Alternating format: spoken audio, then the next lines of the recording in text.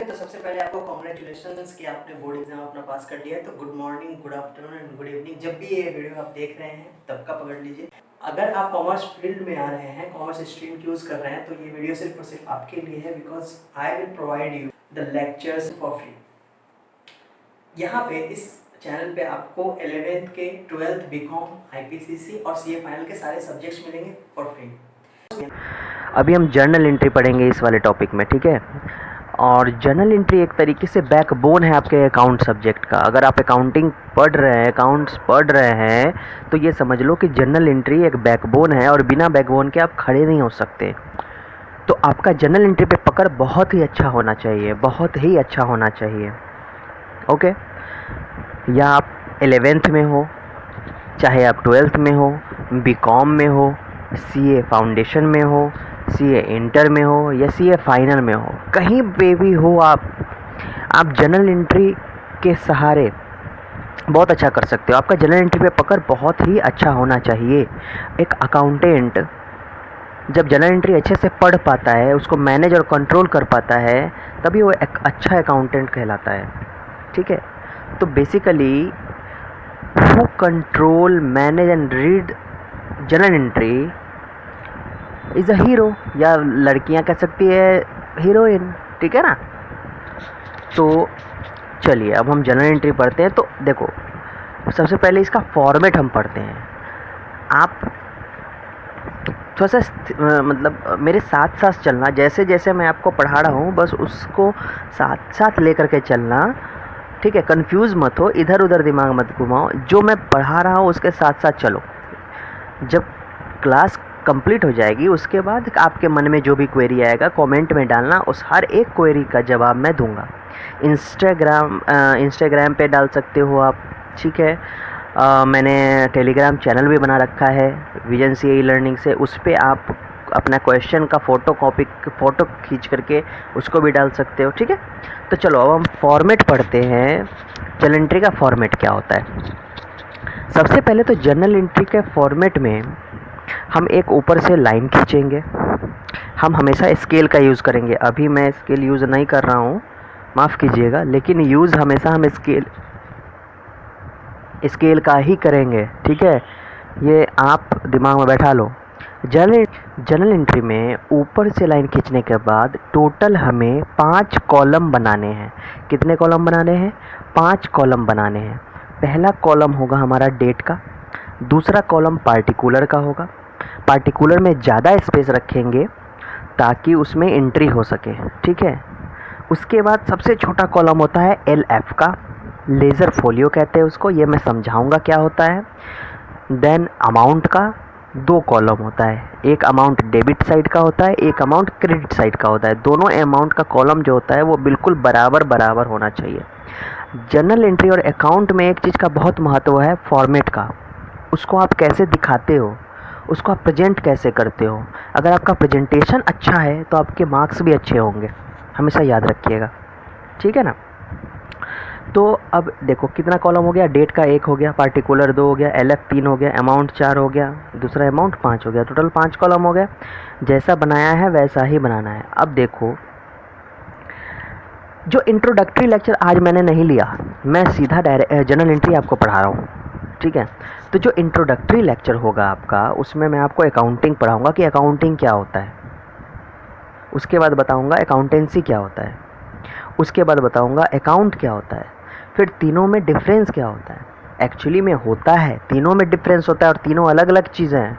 लोगों का ये मिसकॉन्सेप्शन है, लोगों की ये गलतफहमी है कि तीनों अकाउंटेंसी और अकाउंटिंग एक ही है, लेकिन तीनों अलग अलग हैं, ठीक है।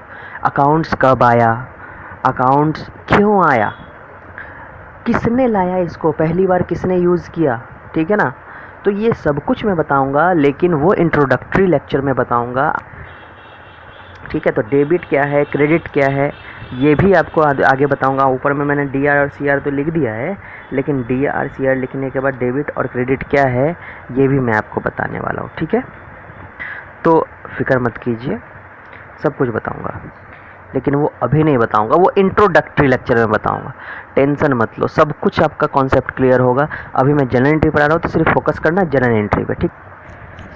तो देखो मैंने फॉर्मेट जो आपको बताया उसमें क्या क्या लिखा था, डेट था, पार्टिकुलर, एल एफ, अमाउंट। अब ये ऊपर में जो अमाउंट के बगल में जो लिखा हुआ है वो है र में बीच में कांटा लगा हुआ है, ये हमारे करेंसी का साइन है। ऊपर में अब देखो मैंने लिख दिया है सबको, एब्रीविएशन सबका लिख दिया है। डी आर का क्या होता है, डेबिट रजिस्टर होता है, फुल फॉर्म लिख दिया है। क्रेडिट रजिस्टर, पार्टिकुलर किस लिए यूज़ होता है, space for your entry and narration, यानी ये पार्टिकुलर में इतना जगह क्यों छोड़ा गया है, इसलिए छोड़ा गया है ताकि इसमें आप एंट्री कर सको, आप अपना नरेशन लिख सको। ये डेट है, ये ट्रांजैक्शन डेट के लिए कॉलम होता है, ट्रांजैक्शन डेट के लिए, ठीक है ना। एल एफ का मैंने ऊपर में लेज़र फोलियो लिख दिया है। अब देखो आप नई बात, अपने नए नए शब्द यहाँ पे देखे होंगे, जो अभी तक आपने नहीं देखा वो यहाँ पे आपने नए शब्द देखे। वो कौन कौन सा शब्द था, शायद हो सकता है पहले आप इसके बारे में कुछ नहीं जानते होंगे, तो मैं आपको ये बताऊंगा कि क्या होता है। ये ट्रांजैक्शन डेट आपने देखा, ठीक, उसके बाद एंट्री देखा, नरेशन देखा, ठीक है। इसके बाद आपने देखा लेज़र फोलियो, फिर आपने देखा डेबिट रजिस्टर, जो जनरल एंट्री करने के लिए जिस टर्म को जानना ज़रूरी है वो टर्म मैं पहले आपको एक्सप्लेन कर दूंगा। फिर आपने देखा क्रेडिट रजिस्टर। अमाउंट वैसे तो आप जानते हो पहले से, अमाउंट के बारे में तो जानते ही हो क्या होता है, पैसा होता है। अमाउंट के बारे में तो आप जानते ही हो क्या होता है, पैसा होता है। लेकिन फिर भी अगर आपको अमाउंट नहीं समझ में आता तो मैं आपको अमाउंट भी बता दूंगा कि क्या होता है, ठीक है ना। वैसे इन सब को हम पहले समझेंगे, जब इनको समझ लेंगे तो हमारे लिए ज़्यादा आसान हो जाएगा कि एक्चुअली में जनरल एंट्री के अंदर हम करते क्या है, ठीक है ना। जनरल एंट्री का फॉर्मेट तो हमने डाल दिया, अब उसके अंदर में हम क्या क्या करते हैं तो हम स्टेप बाय स्टेप चलेंगे। तो चलो पहले हम समझते हैं कि ट्रांजैक्शन डेट क्या होता है, ठीक है ना। बेसिकली क्या होता है, जर्नल एंट्री या अकाउंट्स हम क्यों पढ़ते हैं, जर्नल एंट्री और अकाउंट्स हम सिर्फ और सिर्फ इसलिए पढ़ते हैं कि कोई बिजनेस है, उस बिजनेस के अंदर जो भी कुछ हो रहा है, जो भी घटनाएं घट रही है। अब बिजनेस के अंदर क्या घटना घटती है, एक बायर होता है और एक सेलर होता है, ठीक है। आपका एक किराने की दुकान है, उसमें आप कौन हो, सेलर हो, और आपका एक कोई बायर है। वो बायर आपके पास आता है और बोलता है कि भैया मुझे ना 1 किलो चावल दे दो। क्या बोलता है, भैया 1 किलो चावल दे दो। तो आप क्या करते हो, 1 किलो चावल तौलते हो और उसको 1 किलो चावल दे देते हो। जब आप उसको चावल देते हो तो उसके बदले वो आपको क्या देता है, वो आपको पैसे देता है, पैसे ही देता है ना। मान लो 100 रुपये का 1 किलो चावल है तो वो क्या करेगा, 100 रुपये आपको दे देगा। तो यहाँ पे ये एक्चुअली में हुआ क्या, लेन देन हुआ। क्या हुआ, लेन देन हुआ। आपने लिया और दिया, पैसे लिया और चावल दिया, या बायर के तरफ से देखा जाए तो बायर ने चावल लिया और पैसे दिया, ठीक है। तो इस चीज़ को कहते हैं ट्रांजैक्शन। और ये ट्रांजैक्शन जिस दिन हुआ है, मान लो आज 1 सितंबर है तो आज के दिन हुआ है तो इसको कहेंगे ट्रांजैक्शन डेट, ठीक है। हमेशा हमको कोई भी एंट्री के बारे में सोचना है, किसी भी अगर लेन देन के बारे में सोचना है तो हम सेलर के नज़रिए से नहीं देखेंगे, हम बिजनेस के नज़रिए से देखेंगे। ये थोड़ा सा एक्सेप्ट करना मुश्किल हो रहा होगा आपको, लेकिन इसको आप एक्सेप्ट कीजिए, इसको ब्लड मिलाइए। मतलब बिजनेस एक वर्चुअल पर्सन होता है, मतलब वो दिखता नहीं है लेकिन होता है। सेलर क्या होता है, सेलर तो उस दुकान का मालिक होता है, वो तो एक तरीके से उस दुकान को चला रहा होता है, लेकिन एक्चुअली में वो दुकान एक वर्चुअल इंसान होता है। तो कभी भी हम एंट्री सोचेंगे तो उस इंसान के नज़रिए से सोचेंगे, बिजनेस के। यानी बिजनेस क्या किया, अगर किराने का दुकान है तो किराना के दुकान ने क्या किया, किराने के दुकान ने 1 किलो चावल दिया और 100 रुपये लिया। भले ही उसके बदले में सेलर ने यानी दुकान के मालिक ने चावल तौल के दिया है और पैसा हाथ में पकड़ लिया, वो अलग बात है, लेकिन एक्चुअली में हो किया किसने, वो उस बिजनेस ने किया, ठीक है ना। तो हम ये याद रखेंगे, always see the perspective of seller. वो सेलर कौन है एक्चुअल में? वर्चुअल इंसान, बिजनेस है, ठीक है ना। एक थंब रूल हमेशा याद रखिएगा, मैंने लिख दिया है, हमेशा दुकान के नज़रिए से देखेंगे, दुकानदार के नज़रिए से नहीं। ये बाद में आपको समझ में आएगा, मैं समझाऊंगा कि क्यों दुकान के नज़र से, क्यों दुकानदार के नज़र से, क्यों नहीं। अभी बस इतना याद रख लीजिए, थंब रूल याद रख लीजिए कि दुकानदार के नज़र से नहीं देखेंगे, हम दुकान के नज़र से देखेंगे कि लेन देन में क्या हो रहा है, ठीक है। यानी दुकान ने क्या किया, अपने दुकान से 1 किलो चावल दिया और अपने दुकान में 100 रुपये लिया। वो भले ही किसी के थ्रू लिया हो, सेलर के थ्रू ले लिया हो, नौकर के थ्रू ले लिया हो, है ना।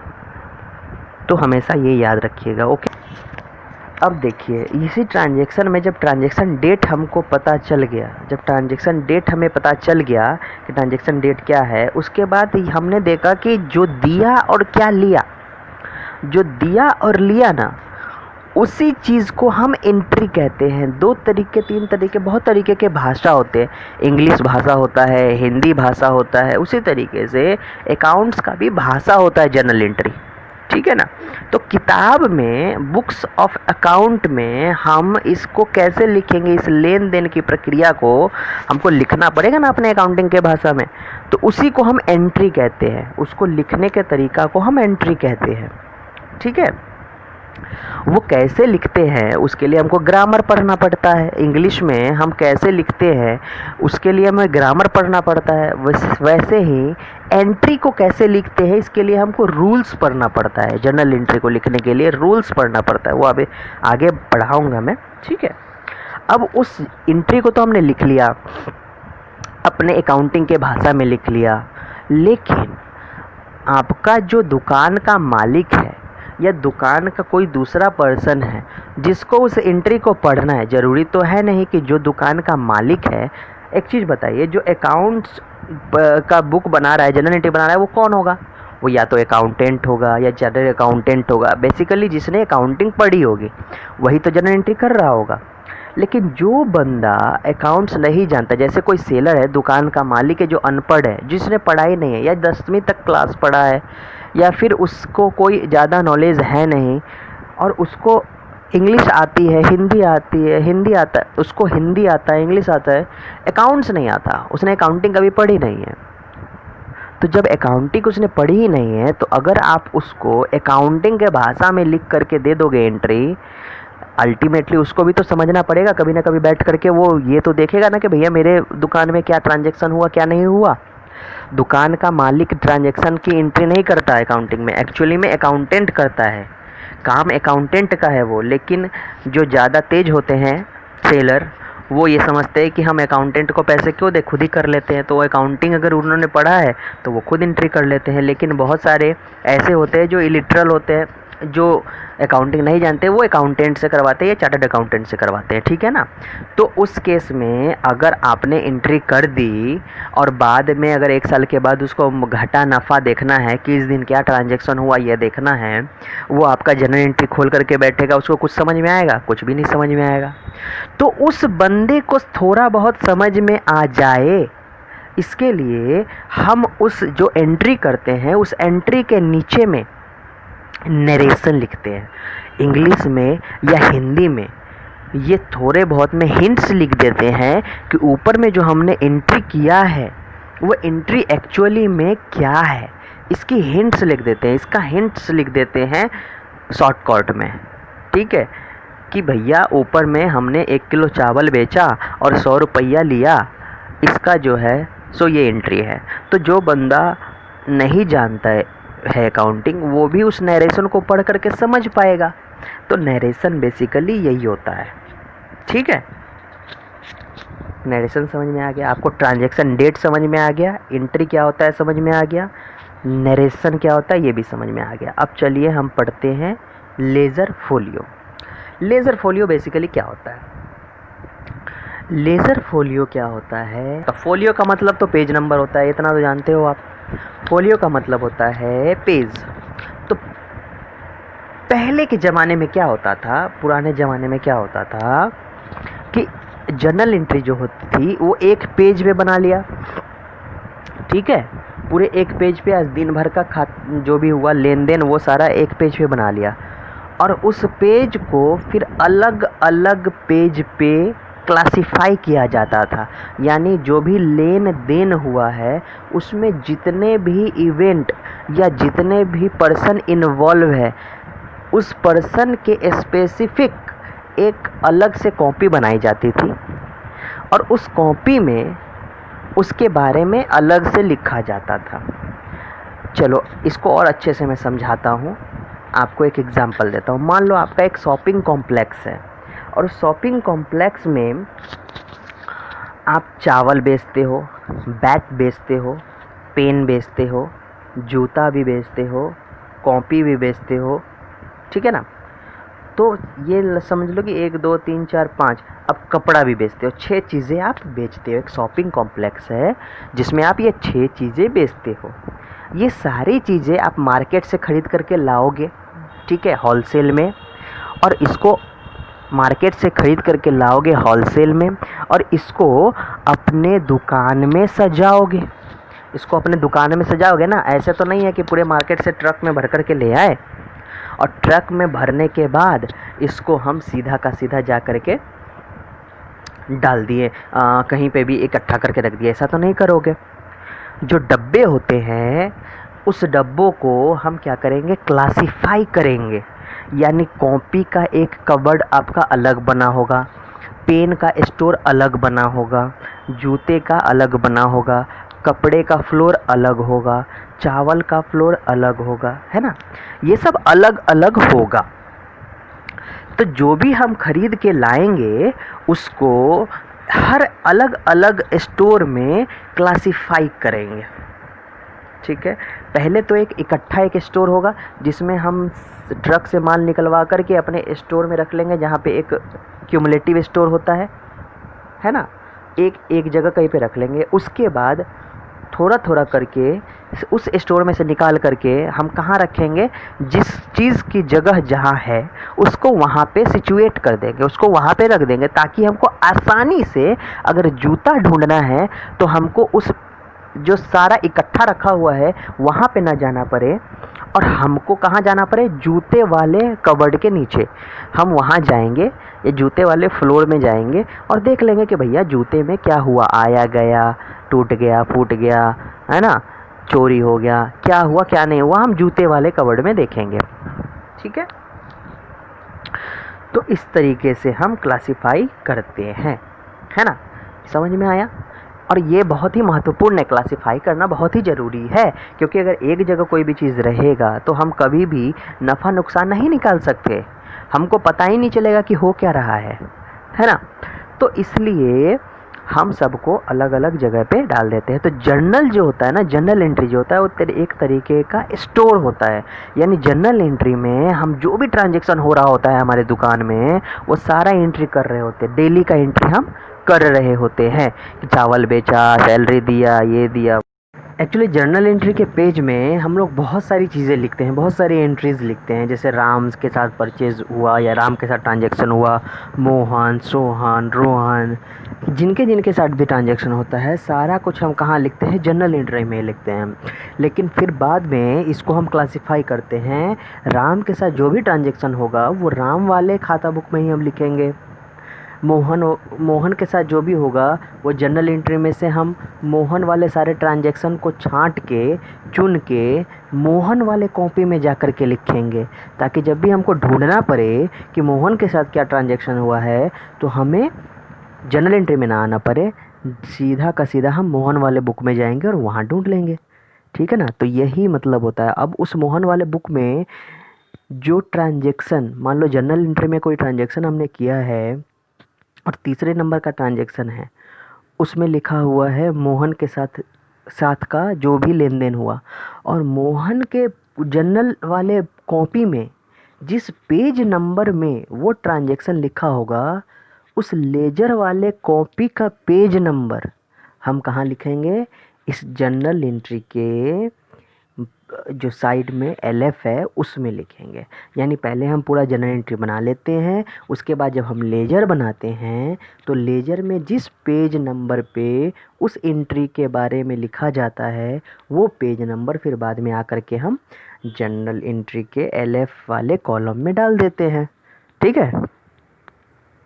अब डेबिट रजिस्टर और क्रेडिट रजिस्टर, इसमें तो कुछ करना नहीं है, इसको एक्सप्लेन करूँगा मैं और भी अच्छी तरीके से, डेबिट कहाँ से आया, क्रेडिट कहाँ से आया। लेकिन आप सिंपल सा ये समझ लो कि डेबिट रजिस्टर मतलब डेबिट का जो डेबिट का एक रजिस्टर होता है और क्रेडिट का एक रजिस्टर होता है। रजिस्टर मतलब यही कॉपी बुक। ठीक है, तो ये डेबिट साइड का रजिस्टर हो गया। रजिस्टर करो, इसमें लिखो डेबिट को रजिस्टर करो, DR डेबिट को रजिस्टर करो, यानी जो डेबिट है अमाउंट उसको यहाँ पे रजिस्टर करो। इट मीन्स राइट करो, लिखो। और इसको अच्छे तरीके से मैं और भी समझाऊंगा इंट्रोडक्टरी लेक्चर में। ठीक है। क्रेडिट सिंपली यहाँ अगर डेबिट को रजिस्टर करोगे तो यहाँ क्रेडिट को रजिस्टर करो, क्रेडिट को लिखो। ठीक है ना।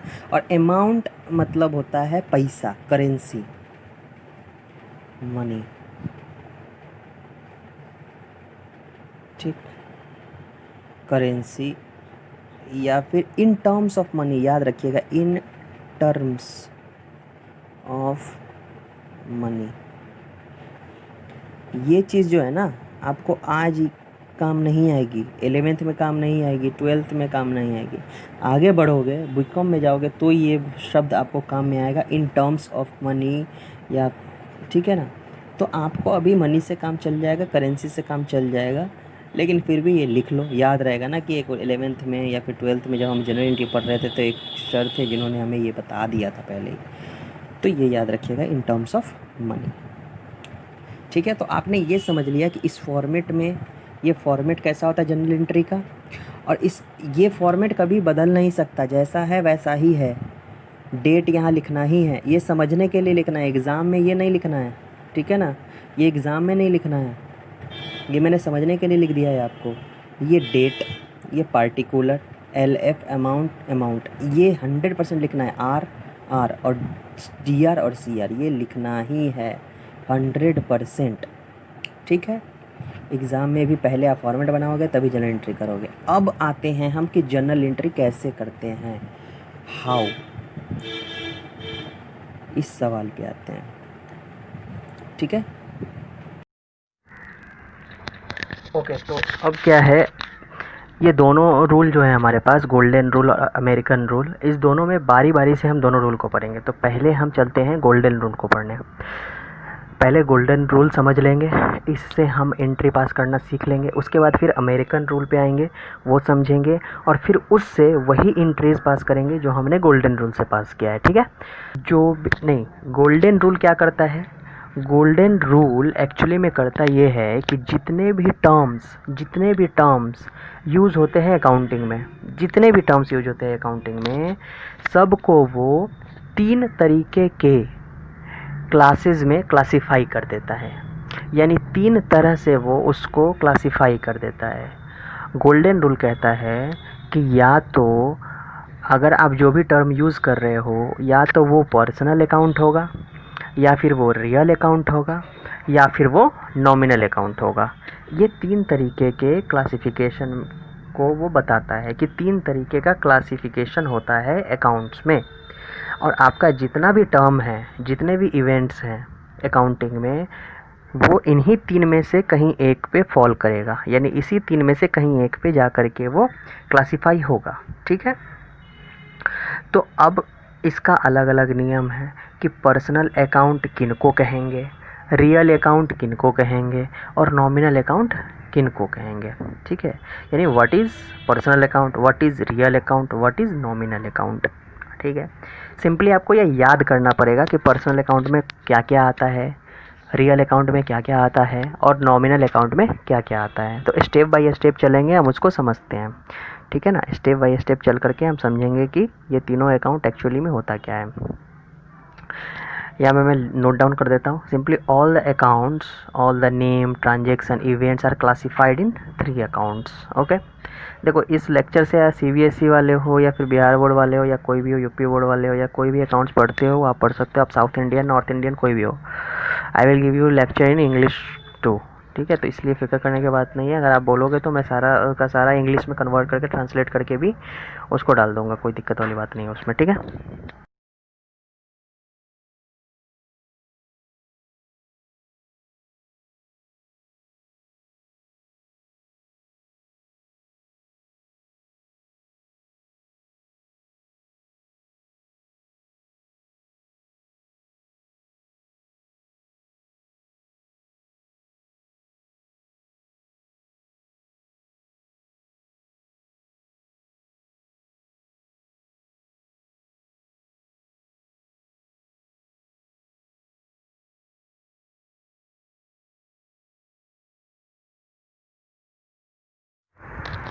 तो चलिए आपको मैं एक एग्जांपल देता हूँ कि अगर कोई हमारे बिजनेस में कोई ट्रांजैक्शन हो रहा है, let's take a example, 1 kg rice sold to Ram for 100 rupees, यानी 1 किलो चावल अगर राम को बेचा गया तो ये एक ट्रांजैक्शन हो गया।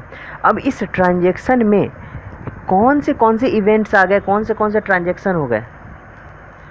1 किलो चावल एक टर्म हो गया, सेल किया, ये दूसरा टर्म हो गया, राम ये तीसरा टर्म हो गया, रुपया कैश में दिया या बैंक से दिया, चेक दिया काट के, ये चौथा टर्म हो गया। ये बहुत सारे टर्म हो गए ना, इसको डिवाइड करना, इसको क्लासिफाई करना अभी मैं आगे बता रहा हूँ आपको, चिंता मत कीजिए बस, ठीक है।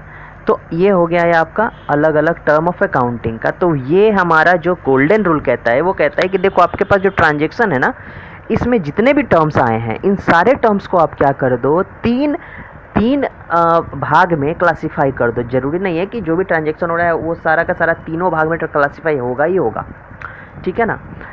इस टर्म्स में जो पर्सनल में जाने वाला है उसको पर्सनल में डाल दो। तो चलिए अब हम समझते हैं कि एक्चुअल में पर्सनल अकाउंट, रियल अकाउंट और नॉमिनल अकाउंट होता क्या है। इसके लिए हमको समझना पड़ेगा, इसका डेफिनेशन देखना पड़ेगा और इसके एग्जांपल्स देखने पड़ेंगे। पर्सनल अकाउंट क्या होता है? Any person, firm, company and any other virtual और रियल पर्सन और anything which represents those person are called personal account. यानी कोई भी पर्सन हो, कोई भी आर्टिफिशियल पर्सन हो या कोई भी फर्म हो, कंपनी हो या कोई उस फर्म, कंपनी या किसी पर्सन को रिप्रेजेंट करने वाला व्यक्ति हो, उसको हम क्या कहते हैं? पर्सनल अकाउंट में डाल देते हैं उसको हम। जैसे वहाँ हमने एग्जांपल दिया था आपको कि राम 1 किलो चावल राम को बेचा, तो राम क्या है? पर्सन है, एक पर्सन है, तो वो पर्सनल अकाउंट हो जाएगा। एग्जांपल आपका मैंने दिया हुआ है यहाँ पे, राम हो गया, मोहन हो गया, सीता हो गया, सीता हो गई, Salman, Aamir, mister John, state bank of India. State bank of India एक बैंक है, पंजाब नेशनल बैंक एक बैंक है, Reliance company, creditors, debtors, outstanding, outstanding, outstanding salary, prepaid salary, ठीक है ना। अब पर्सनल अकाउंट को भी 3 भाग में बांट दिया है, natural personal account, artificial personal account और रिप्रेजेंटेटिव पर्सनल अकाउंट। तो जो नेचुरल पर्सनल अकाउंट जो जन्म लेता है, जो माँ बाप के गर्भ से, यानी जो ऊपर से बन के आया है, उसको नेचुरल अकाउंट कहते हैं। राम, सीता, मोहन, हम, आप, ये सब क्या है? ऊपर से बन के आए हैं डायरेक्ट। हम नेचुरल आदमी हैं, नेचुरल इंसान हैं, तो हम हो गए नेचुरल। उसके बाद क्या होता है? आर्टिफिशियल, जिसको हमने बनाया है। हमने किसको बनाया है? बैंक को हमने बनाया है, कंपनी को हमने बनाया है, फर्म को हमने बनाया है, किसी बिजनेस के नाम को हमने बनाया है, रिलायंस कंपनी को हमने बनाया, तो वो आर्टिफिशियल पर्सन हो गया, ठीक है। उसके बाद आपका आता है कौन सा? Representative personal. अब किसी पर्सन को इंडिकेट कोई कर रहा हो, अब कोई इंसान है, अगर ये और भी अच्छे से आगे आपको जैसे इस टर्म में समझाऊंगा वैसे इसको समझाने की कोशिश करूंगा, लेकिन अभी फ़िलहाल आप इतना समझ लो कि आउटस्टैंडिंग सैलरी, आउटस्टैंडिंग का मतलब होता है बकाया, यानी जो हमने दिया नहीं है, हमें देना है लेकिन हमने अभी दिया नहीं है, उसको कहते हैं आउटस्टैंडिंग। इसको और भी अच्छे से समझाऊंगा। आउटस्टैंडिंग का बहुत ही महत्वपूर्ण ये वर्ड जो है ना, बहुत इंपॉर्टेंट वर्ड है, इसको याद रखिएगा। आउटस्टैंडिंग एंड प्रीपेड बहुत ही इंपॉर्टेंट वर्ड है, इसको याद रखिएगा, ठीक है। इसको समझाऊंगा मैं। अभी फ़िलहाल इतना समझ, जब एंट्री में करवाऊँगा ना उस वक्त समझाऊँगा। अभी फ़िलहाल इतना याद रख लो आप कि आउटस्टैंडिंग का मतलब ये होता है कि जो हमारा बका मतलब जो हमें देना है लेकिन अभी हमने दिया नहीं है। आउटस्टैंडिंग सैलरी मतलब कोई हमारे पास काम करता है और उसकी सैलरी ड्यू हो चुकी है और उसको अभी हमने दिया नहीं है। ये सब बात बताऊंगा कि ड्यू हो चुकी है, दिया नहीं है, कैसे होता है, इस टर्म को कैसे डिफ़ाइन करते हैं ना, ये सब बताऊंगा। लेकिन फ़िलहाल बस आप अपने दिमाग में ये रख लीजिए कि कोई सैलरी जिसको हम दे रहे हैं, हमारे बिजनेस में अगर कोई बंदा काम कर रहा है तो वो एक पर्सन है। और आउटस्टैंडिंग सैलरी मतलब हमने अगर किसी को सैलरी नहीं दिया है तो आउटस्टैंडिंग सैलरी वो किसको इंडिकेट कर रहा है, वो उस पर्सन को इंडिकेट कर रहा है कि भैया हमने उस व्यक्ति को नहीं दी है सैलरी, तो इसलिए हमने आउटस्टैंडिंग सैलरी यहाँ पे लिखा है। तो ये हमारा क्या हो गया, रिप्रेजेंटेटिव पर्सनल अकाउंट। रिप्रेजेंट कर रहा है किसी को, ये किसी को रिप्रेजेंट कर रहा है, ठीक है ना। आउटस्टैंडिंग आ जाना इसका मतलब ये किसी न किसी को रिप्रेजेंट कर रहा होगा, तो इसलिए इसको रिप्रेजेंटेटिव पर्सनल अकाउंट हम कहते हैं, ठीक है। 3 भाग में बांट दिया आपने पर्सनल को भी। अब आगे चलते हैं रियल अकाउंट। रियल अकाउंट क्या होता है, रियल को भी 2 भाग में बांट दिया है। पहले अब इसका डेफिनेशन देख लेते हैं। Anything which related to material assets and right is called real account. यानी एसेट्स मटेरियल कोई भी वस्तु हो, कोई भी एसेट्स संपत्ति हो या कोई भी अधिकार हो, हमारा अधिकार राइट कोई भी अधिकार है उसको हम रियल अकाउंट कहते हैं, ठीक है। जैसे क्या हो गया, कैश इन हैंड, हमारे हाथ में नगद पैसा है। कैश एट बैंक, हमने बैंक में कैश जमा करके रखा है। कोई हमारा इन्वेस्टमेंट है, हमने फिक्स्ड डिपॉजिट करा करके रखा है। हमने मशीनरी खरीदी, हमने एसेट्स खरीदा है, हमने पेटेंट कराया है, कॉपीराइट कराया। ये सारा शब्द आपके लिए नया होगा, बहुत ही अनजान होंगे आप इस कॉपीराइट से, ट्रेडमार्क से, गुडविल से। सब समझाऊंगा आपको, फिक्र करने की ज़रूरत नहीं है। अभी आप सिर्फ टर्म समझो, ग्रामर स्टेप बाय स्टेप चलते जाओ, मेरे साथ चलते जाओ। आप at the end of the day जब आपका जनरल एंट्री का सारा तीनों पार्ट ख़त्म हो जाएगा, उसके बाद आपके लिए एक भी ऐसा टर्म नहीं होगा जो आपको समझ में नहीं आ रहा हो, और आपके सामने एक भी ऐसी जनरल एंट्री नहीं होगी जो आप कैपेबल नहीं हो कर पाने के लिए, ठीक है ना। तो फिक्र मत कीजिएगा, बस जो जितना समझा रहा हूँ बस उतना समझ करके आगे बढ़िए आप। अगर कोई डाउट आ रहा है तो उस डाउट को आप नोट डाउन कर सकते हैं और आप इस 3 लेक्चर कंप्लीट होने के बाद आप पूछ सकते हैं, ठीक है ना। चलिए, और जो अगर डाउट ऐसा आ रहा है जो मैंने पढ़ाया है और उसमें से समझ में नहीं आ रहा है तो आप कभी भी पूछ सकते हैं, कोई दिक्कत वाली बात नहीं है। अब रियल अकाउंट को भी 2 भाग में बांट दिया गया है, एक होता है टेंजिबल और एक होता है इनटेंजिबल, ठीक है ना। तो टेंजिबल जो दिख रहा है हमें और इनटेंजिबल जो नहीं दिख रहा है हमें। उसी तरीके से नॉमिनल में 4 चीज़ें हैं, एक्सपेंस, लॉस, इनकम, गेन, चारों अलग अलग चीज़ें हैं। एक्सपेंस मतलब सैलरी हो गया, लॉस मतलब फायर, आग लग गई और मेरा सामान जल गया तो वो लॉस हो गया हमारा। इनकम, जो हम सेल कर रहे हो मेरा इनकम हो गया। अगर हम कमीशन ले रहे हैं तो मेरा इनकम हो गया, कमीशन दे रहे हैं तो हमारा खर्च हो गया, ठीक है ना। तो ये होता है नॉमिनल। तो इन जितने भी टर्म्स हैं सबको 3 भाग में बांट दिया। 3 को और नीचे तोड़ोगे तो पर्सनल को 3 भाग में, रियल को 2 भाग में और नॉमिनल को 2 भाग में बांट दिया, ठीक। अब नॉमिनल को 2 भाग में बांट दिया, इधर तो 2 2 4 3 7, टोटल 7 पार्ट में बट गए। अब आइए रूल्स की तरफ चलते हैं। रूल्स क्या कहता है, तीनों का रूल्स अलग अलग हैं। यानी पहले तो गोल्डन रूल ने क्या बोला कि देखो भैया, अकाउंट्स में, अकाउंटिंग लैंग्वेज में कोई भी अगर टर्म्स आता है तो उसको तो पहले आप 3 अकाउंट में डिवाइड कर दो, 3 अकाउंट में बांट दो। पर्सनल में डालो, रियल में डालो और नॉमिनल में डालो। उसके बाद मैं आपको रूल बता रहा हूँ, थंब रूल बता रहा हूँ। इस रूल, ये ग्रामर का रूल है, ये अकाउंटिंग ग्रामर का रूल है। इस रूल पे बैठाओ। अगर पर्सनल अकाउंट के अंदर में अगर वो टर्म है तो उस टर्म के लिए ये पर्सनल अकाउंट का रूल लगाएंगे। अगर रियल अकाउंट के अंदर वो टर्म है स्पेसिफाइड तो उस टर्म के लिए हम रियल अकाउंट का रूल लगाएंगे। और अगर कोई टर्म नॉमिनल अकाउंट के अंदर में हमने क्लासिफाई किया है तो उस टर्म के लिए हमने नॉमिनल अकाउंट का रूल लगाना पड़ेगा, ठीक है। और उस तरीके से हम अपनी एंट्री पास करेंगे और जनरल एंट्री बनाएंगे। तो रूल क्या है, वो रूल क्या है, रूल क्या होता है। पर्सनल अकाउंट का रूल होता है debit the receiver credit the giver, या मेरे साथ बोलिएगा, debit the receiver credit the giver, debit the receiver credit the giver. बोलिए, बोलिए, debit the receiver credit the giver. Real account का क्या रूल होता है, debit what comes in credit what goes out. बोलिए, debit what comes in credit what goes out. ठीक है। और नॉमिनल अकाउंट का सिंपल, नॉमिनल अकाउंट का बिल्कुल सिंपल है। एक्सपेंस लॉस को हम करेंगे debit, debit the expenses losses credit the income gains, debit the expenses losses credit the income gains. Hindi में समझ लीजिए आप, पर्सनल अकाउंट का जो अंदर में आता है व्यक्तिगत खाता, उसका नियम होता है पाने वाले को नाम, पाने वाले को नाम, देने वाले को जमा करते हैं। नाम मतलब डेबिट, जमा मतलब क्रेडिट। पाने वाले को नाम, देने वाले को जमा करते हैं। जो आ रहा है आने दो, नाम कर लो। जो जा रहा है जाने दो, जमा कर दो।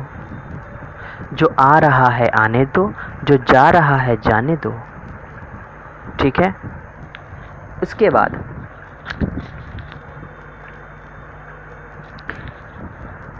जो भी आपका हानि है या व्यय है उसको आप डेबिट करो यानी नाम करो, और जो आपका लाभ है या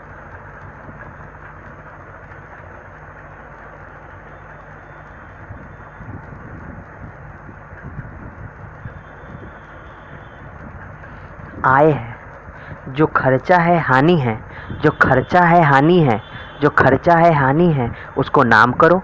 जो लाभ और आय है उसको जमा करो, जो लाभ और आय है उसको जमा करो। ठीक है। तो इतना आपको बस ध्यान में रखना है। इस वीडियो को देखिए, अच्छे से समझिए और इतना सिर्फ समझ जाइए। आपको इसमें कोई भी स्ट्रेस लेने वाली चीज़ नहीं है। बस जो जो मैंने कहा है उसको समझने की कोशिश कीजिए, और आगे मैं अच्छे से आपको एक्सप्लेन करूँगा और आपको मैं बताऊँगा हर टर्म, एक एक टर्म, जितने भी टर्म है, मोस्टली 100 से 150 टर्म है, उससे ज़्यादा टर्म नहीं है अकाउंटिंग में। ठीक है।